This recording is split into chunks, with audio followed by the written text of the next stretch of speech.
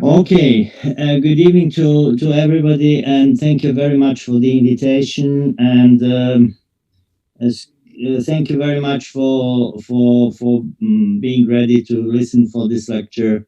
This late in the evening, and I will speak about something which most of you are familiar with because it lasted for decades, and this is the development of continuous glucose monitoring.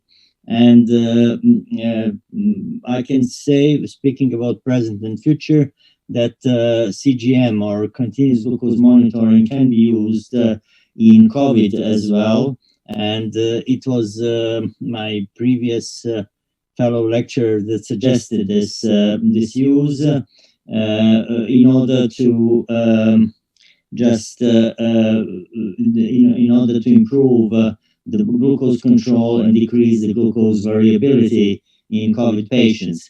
But I'm not going to speak about that.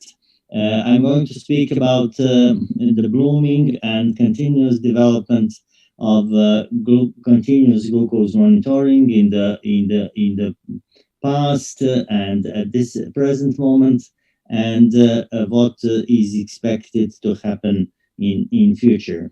In this aspect, I will then have in my presentation three parts. The first one is just a reminder about how CGM developed, and then about some current discussions about CGM technologies, what they are serving for, and finally, what are the future perspectives of this diagnostic and approach. Let's start first with the history. You know that the discovery of insulin changed the scenery of diabetes treatment, but it took us 40 years to come to the first insulin pump that is continuously giving insulin, like it is the case in normal person, in a healthy person. And it took us even 10 years more to organize just a small but efficient self-monitoring device measuring blood glucose.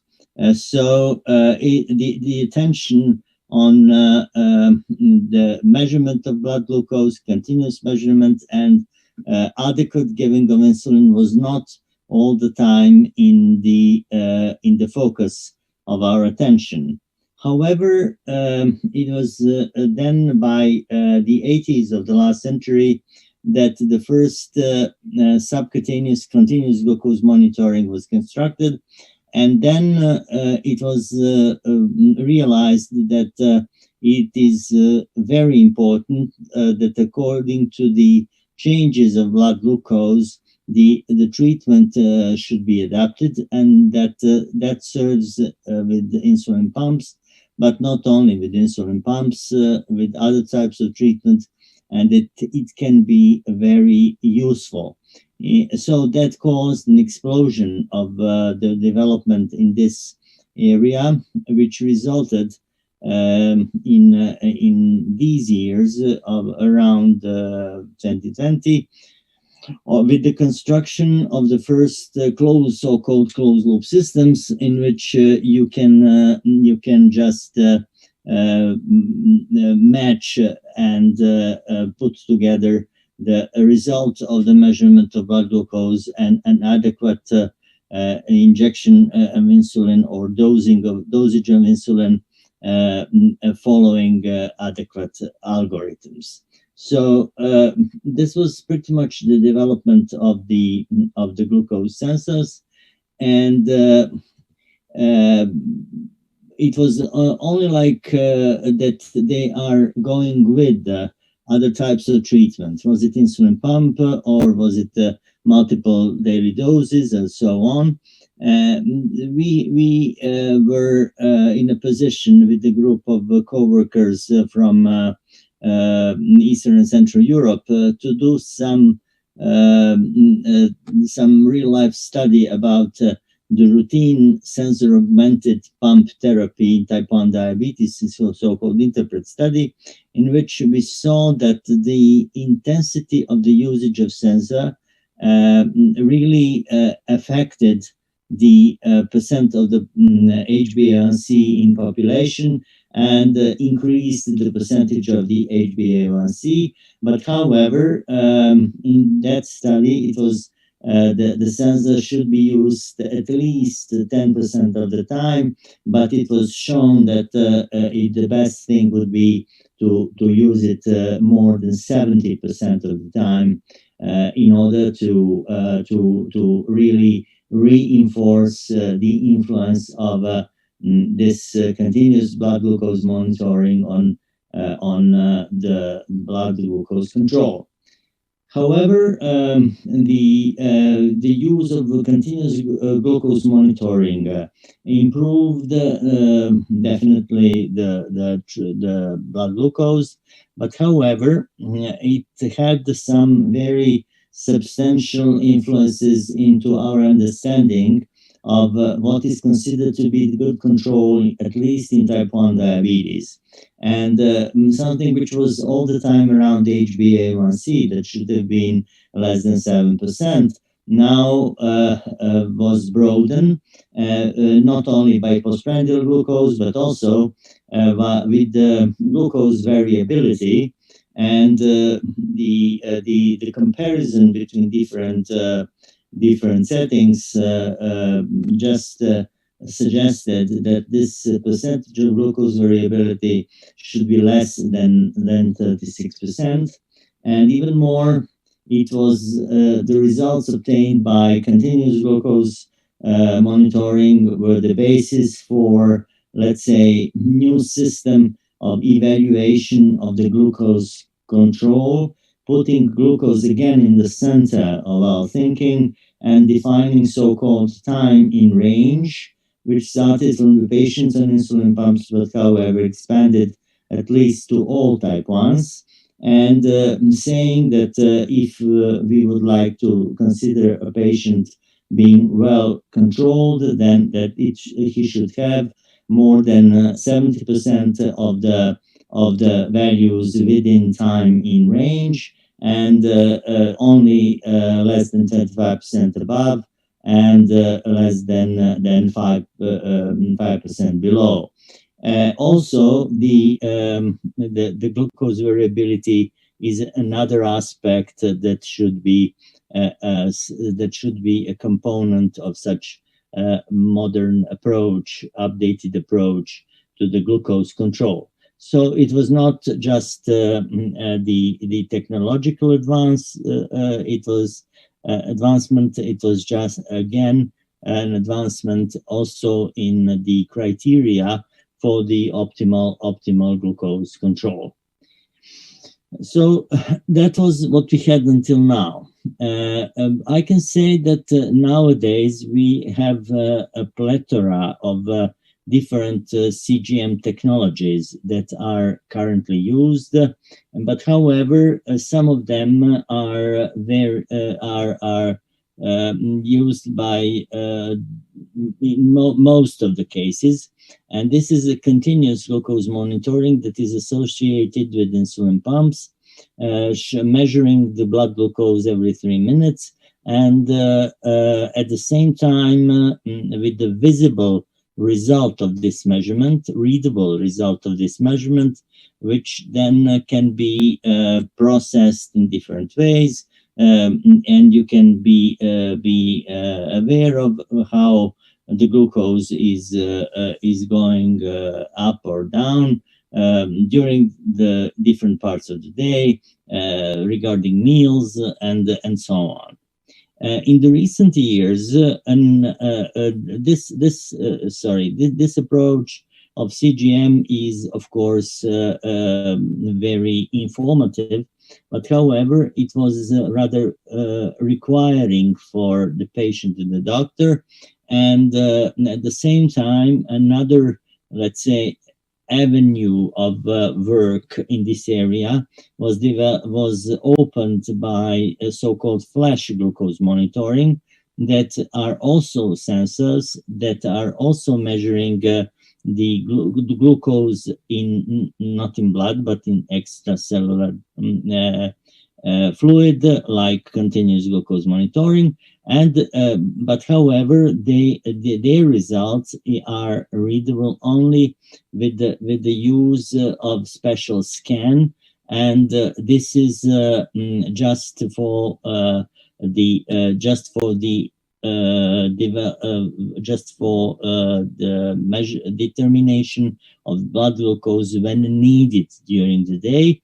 And this on one side, but on the other side, it was easy to wear, easy to interpret, and somehow user friendly. So this discussion about what was the place of one or another is now dominating the discussions about diabetologists. And in order to clarify a little bit this situation, we maybe should borrow this table from Tadej Batarino's group, in which there are, in the first two lines, you have the sensors that are based on a continuous measurement and continuous readable results. And in these two types of sensors, you just could analyze what were the changes during the day, and that you can share this data with different other devices like insulin pumps or the others. The sensor lifetime is rather short, but the opportunities of analysis are very broad. On the other hand, in the last line, you have the most renowned type of flash glucose sensor, and this is the sensor that does not read all the time unless you is not readable all the time unless you use the special scanner, and you cannot share these values with the devices, and of course it can be used in parallel with the other devices but not share the devices, and there are no alarms, and of course you cannot have these deep analysis as in the previous ones. There are some authors that are thinking that maybe the flash glucose monitors are going to be one day the substitute of self-monitoring of blood glucose with test strips, and that CGM in stricter sense, those ones used with insulin pumps would keep its role in the future. However, there is the third line here, which is the type of sensor which is implantable, which is not yet completely technologically developed and used only in the US, which has the ability of continuous reading, it has the ability of data sharing with a lot of alarms, and with a rather incredible duration of 90 days, which is, however, this is as an implantable sensor. It is used nowadays only in special situations and used only in the United States. The difference between flash glucose monitoring in this context are in the way that we should not forget that both of these monitors measure interstitial glucose and not blood glucose, and they can assist in making clinical decisions. However, flash glucose monitoring does not provide alarms or enough alarms for alerting the users of hyperglycemia with additional devices injecting insulin. And so in this context, this flash glucose monitoring, maybe it's not at this stage of development to integrate with these type of devices. But however, the fast development of this line is a promising one. So maybe one day we will have the novelties in this area. Another aspect of the development of continuous glucose monitoring of nowadays is the construction of the closed loop system, which integrates, according to the control algorithm, the results from the periphery taken by any of those approaches to measure blood glucose and to inject in appropriate amount of insulin. This hybrid or artificial pancreas has been already in the ambulatory use, in the outpatient use in UK and in some other countries, but it is still the subject of the future development. In this slide, you can see the two most known combinations of sensor and pump, which acts as a hybrid closed loop system, and which is definitely very safe and precise when the prevention of hypoglycemia is concerned. However, there are still some concerns about the optimal regulation of hypoglycemia that should be corrected in the future development. And regarding the future development, definitely the more advances are needed to improve sensor accuracy and, of course, reduce costs on the other side, because as development goes on, these very sophisticated technological devices are not available to many individuals and even in many countries. More research is needed also for the use of CGM in some special states like pregnancy, dialysis, or critically ill patients, in which we do need sort of continuous insulin treatment and its adaptation to the blood glucose levels. But however, the optimal use of CGM is not very much explored in this area. There are a lot of attempts to make the CGM non-invasive, either to use the epidermal glucose sensors or to use some other body fluids, such perspiration, breath, even ocular fluid or saliva, in order to, and not the extracellular fluid, in order to construct more user-friendly CGMs. But anyway, CGM technology is on a good way to improve not only metabolic control but the quality of life in people with diabetes. And this is the brief look on the whole of the attempts of the future development of blood glucose monitoring. I will not go into details. However, regarding the daily practice, or if you wish, the near future, it is most of them are located in the area of invasive or minimal invasive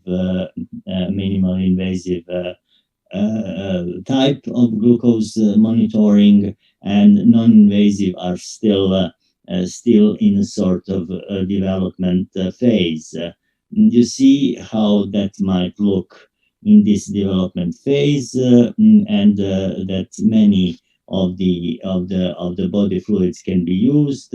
There are many interesting examples like this one, in which the ocular fluid is used, and there is a hydrogel sensor that if you put the light to this sensor, the reflected light changes in accordance to the amount of blood glucose in the ocular fluid, and in the lens, and in the hydrogel sensor. Of course, we are not we are still far away from the practical use of this sensor.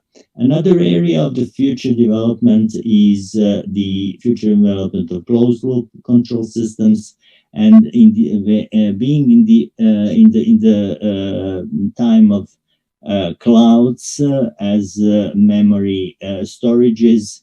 We are it is now there are many attempts, and it is the time of constructing many types of clouds that are going to store the results of blood glucose measurement, and to use them in future for determining the insulin injection. However, not for the use in the clinical practice, but also illustrates how much technological effort is invested in this approach.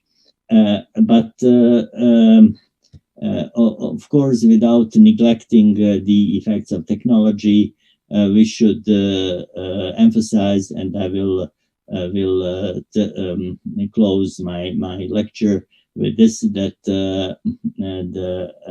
this technology should lead to the three major goals, and these are as they used to be before the involvement of the sensor: reduction of hypoglycemia, in which we had very good results; reduction of hyperglycemia, in which we do not have such extremely good results; and reduction of glucose variability with more time in range, in which we have the results that should be more explored.